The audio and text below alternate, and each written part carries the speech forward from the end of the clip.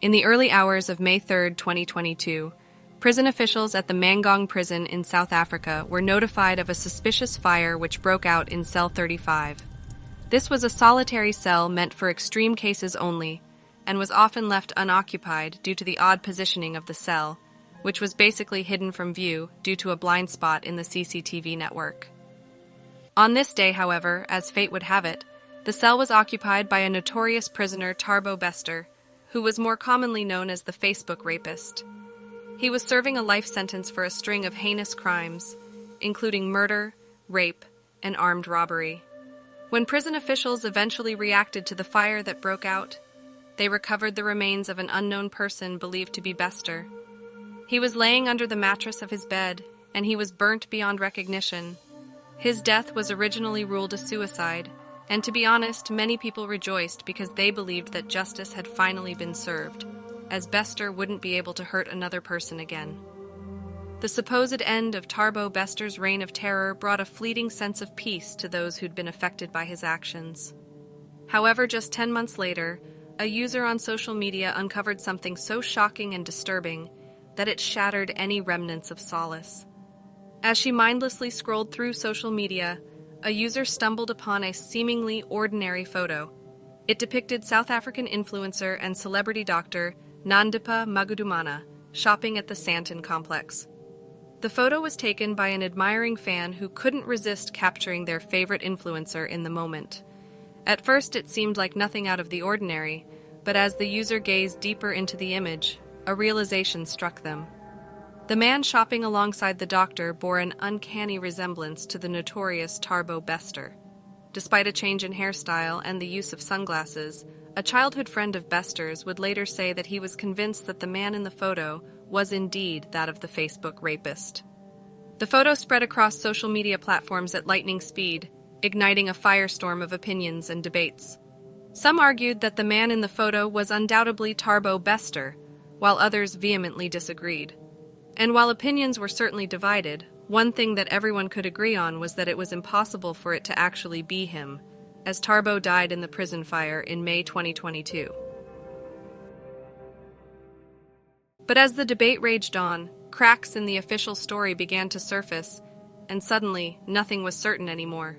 The prison mugshot of Thabo Bester showed him towering at 5.6 feet, yet a leaked autopsy report claimed that the body recovered was that of an adult male standing at a mere 4.6 feet.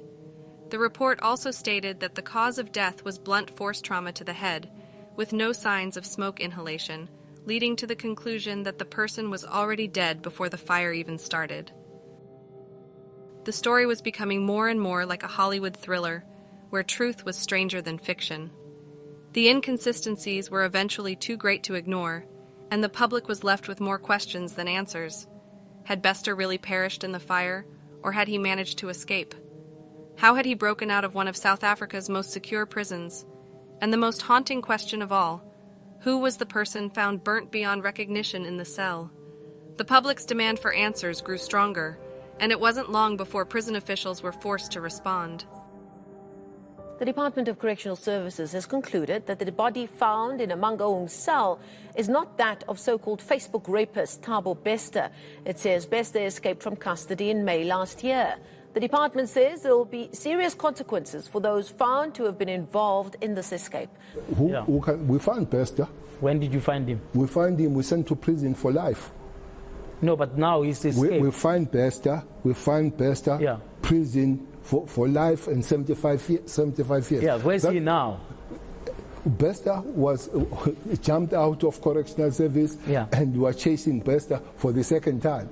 Yeah. As the police. But we will find Bester. Yeah. We're getting good clues. Thabo Bester was born into a world of darkness, his existence marked by tragedy and crime.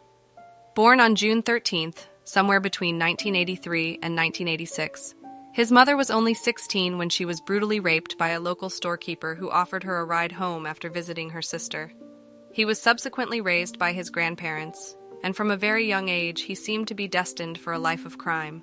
When he was only 4 years old, his grandfather found him in possession of a large wand of cash, and after confronting Thabo, he told him that a neighbor had given it to him. His grandfather then took him to the lady's house, and when they got there, she didn't even know that the money was missing. A year later, when Thabo was 5, the owner of a local tavern confronted the family after Thabo admitted to stealing a bottle of coins from the family's home. By the time Thabo was 17 years old, he had already completed his first stint in prison. He was charged and convicted of house burglary and stealing from someone in the community. In 2004, he was released into the care of his mother, but his criminal tendencies continued to flourish. In 2005, just as social media was gaining momentum, Thabo Bester embarked on a new career as a con man. Posing as an international scout, he approached aspiring models online and promised to send them for auditions and arrange brand collaborations, all for a fee to belong to his fake agency. However, it wasn't just money that he took from his victims. He would gain their trust, meet some of them in person, and then rob them of their possessions. His scheme was eventually uncovered in 2009 when he was charged with fraud and sentenced to 3 years in prison. Despite serving only 2 years, he was released on parole in 2011, ready to wreak havoc once again. Shortly after his release in 2011, Thabo doubled down on his deceitful ways, taking his model agency scam to new heights. He continued with his scam of pretending to be an international scout, but now also forged paperwork to secure chartered planes, luxurious hotel rooms, and expensive camera equipment, all while providing fake payment receipts. He'd then fly down aspiring models with promises of success, only to rob them of their possessions and sell the expensive camera equipment he acquired. He was eventually nabbed at the end of 2011, where he was charged for robbing and raping 2 women. Thabo was then released on bond while the investigation continued. That same year, he also met an aspiring model and car saleswoman, Nomfundo Tihulu, who sold him a BMW. He once again posed as an international talent scout and quickly charmed his way into Nomfundo's life. The two became close and eventually dated for a short while, before Bester stabbed her to death at a bed and breakfast in Cape Town. He was arrested in 2012 and found guilty of the murder of Nomfundo Tihulu, as well as the rape and robbery of the 2 women in 2011. He was sentenced to life in prison with the possibility of parole after 25 years. Because for me, what's kind of striking is that, I mean, you have the 2 rapes that occur a week or 2 apart. And then the murder was how long after that? A week apart. It's as if all of a sudden something snapped and the whole ball game has changed, where it was purely in the past, financial conning, getting money, fraud, etc. It's as if it had gone into the next level. And well, one thing I also feel like, I read the papers and I feel like they're talking about somebody else, not me. I look at these charges and I don't think it's me. That you're responsible for a death, but it not as a result of an intentional thing that you started out. I'm responsible for a death, yes, that's 100% correct. I'm not responsible for killing her. I did not kill her. If I'm sure if I wanted to kill her, I could have. I'm not a stupid person. I could have done it in a way that the cops wouldn't even know it was me. The rapes happened in a way that I did not know I was doing rape until I left the premises. Because if I knew I was doing rape, I could have covered myself up by using certain methods so that my fingerprints were not there and etc. So it only became known to me that I did rape when I left. So that's the way I feel about the 3 incidents. I'm sitting in a position where I feel I want this thing to pass as soon as possible. But I also, as a human being, want to be one day free. Despite the fact that I feel guilty and I feel that I'm wrong. Sure. The courts were well aware of Thabo Bester's dangerous nature, so they deemed it necessary to send him to the Mangaung Correctional Services, a maximum security prison run by multinational private security firm G4S, as part of a public-private partnership. Dubbed as an upscale, well-run, and highly secure facility, Mangaung was the second largest private prison in the world. This facility was supposed to be a place that even the most hardened of criminals would fear, but as you will find out later, the things that were allowed to happen here would make you sick to your core. But let's first start with the night of the inexplicable and suspicious fire. Fellow inmates at the prison said that Thabo Bester was a moody inmate who always seemed to be in a somber mood. However, in the days leading up to the fire, He was unusually happy, telling inmates that he wouldn't be around much longer. They thought it was strange but didn't pay too much attention to him.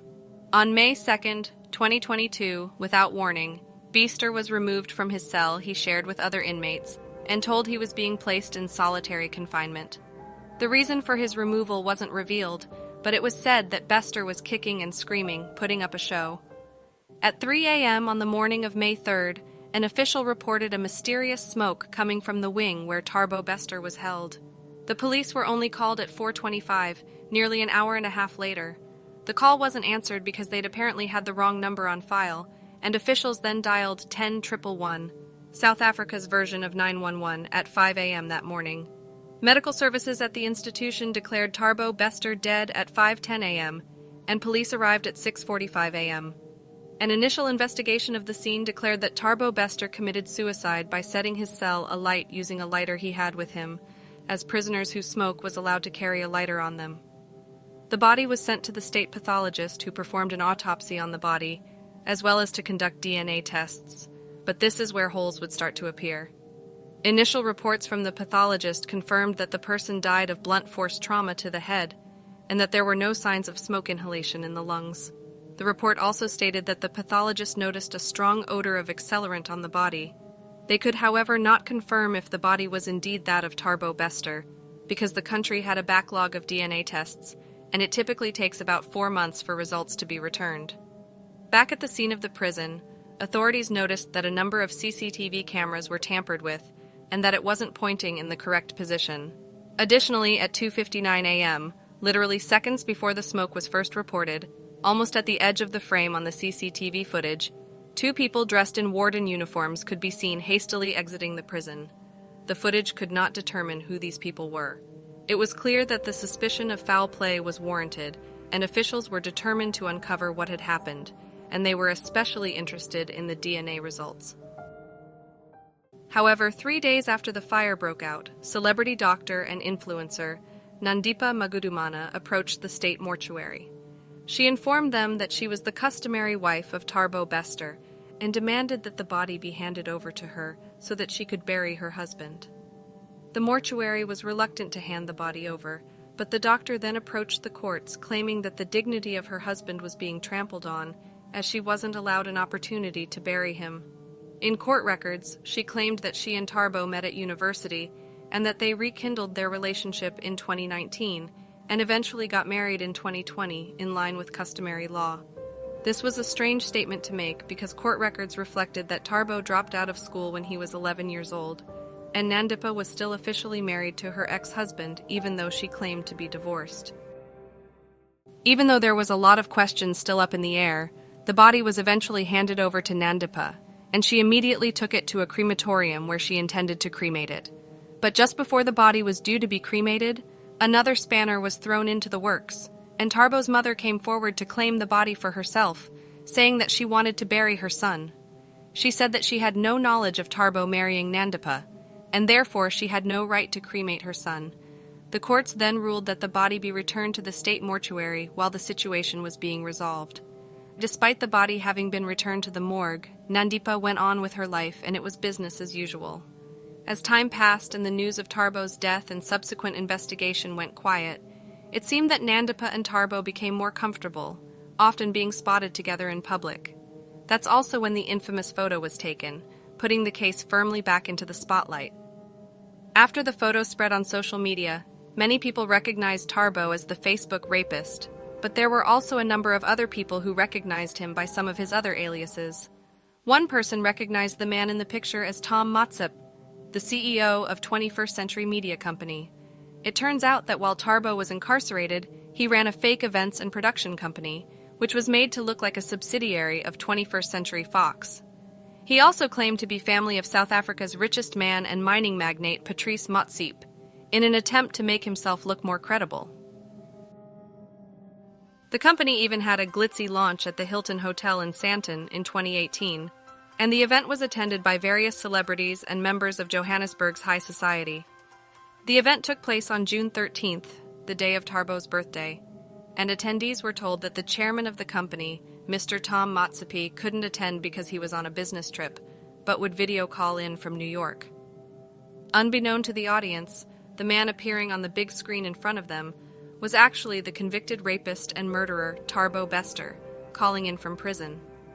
Thabo, who was dressed in a snazzy suit, which was definitely not prison attire, had the entire audience sing happy birthday to him.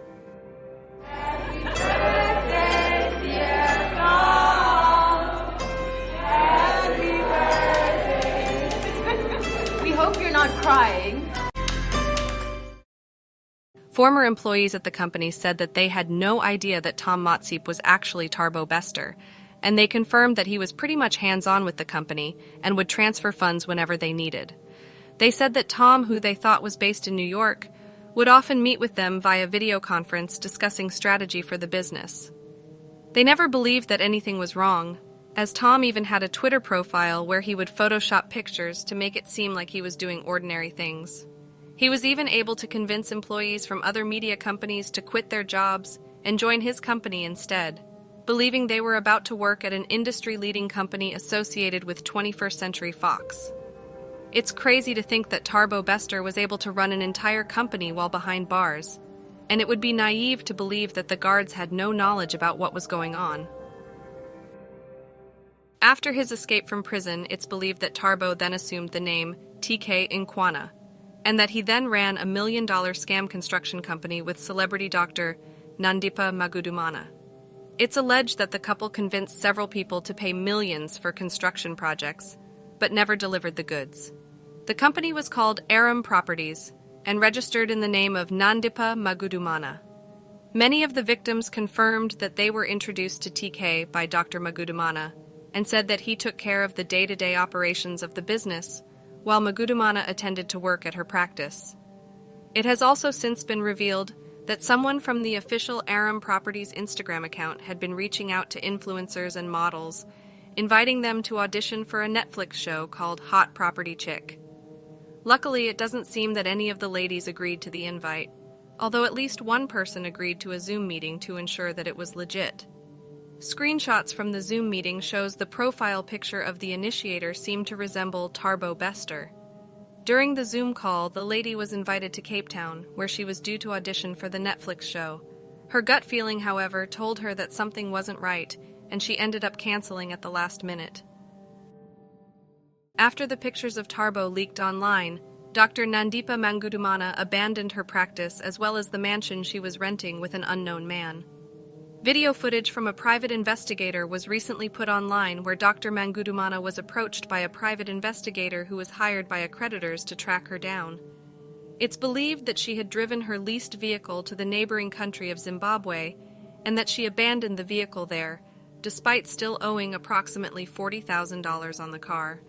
The video is believed to relate to an incident in 2022, around the same time as when Thabo escaped from prison.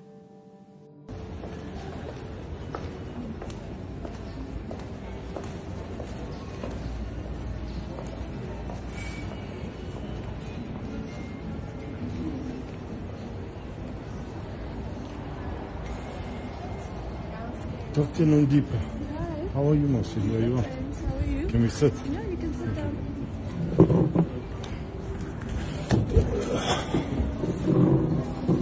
How are you, man? I don't know if you want to discuss this in front of your colleague. It's a personal matter with Carbon Black Auto, where you took the car over the border to Zimbabwe. You're still outstanding 700,000 and there's a case opened against you. There's a docket against you. So we just want to try and sort this out amicably. You can speak in front of him. Okay. Can we carry on? Okay, ma'am. You borrowed a car from Carbon Black, is that right? Mm-hmm. And then you said you want to purchase a vehicle. You signed this letter. Is that right? Yeah. Correct. Okay, you started paying and you stopped paying. And the car tried to cross the border in Zimbabwe with false number plate. No. The car's still standing at the border. We've tracked the car to the border. We're busy The also on it here. Thingy, so you want to know what's happening with that thing. I got the purchase. There's outstanding balance. As of today, April 7th, 2023, Thabo Bester is still on the run and has not been tracked down since. The whereabouts of Nandipha Magudumana is yet to be determined, and police is looking for her as a person of interest. G4S, the security company who ran the Mangaung prison, maintains that the body found in cell 35 was that of Thabo Bester. They continue to deny that they knew anything about Thabo's business dealings in prison, and maintained that he only had access to a laptop because he was in the process of completing his studies in prison. The government contract with G4S has since been cancelled.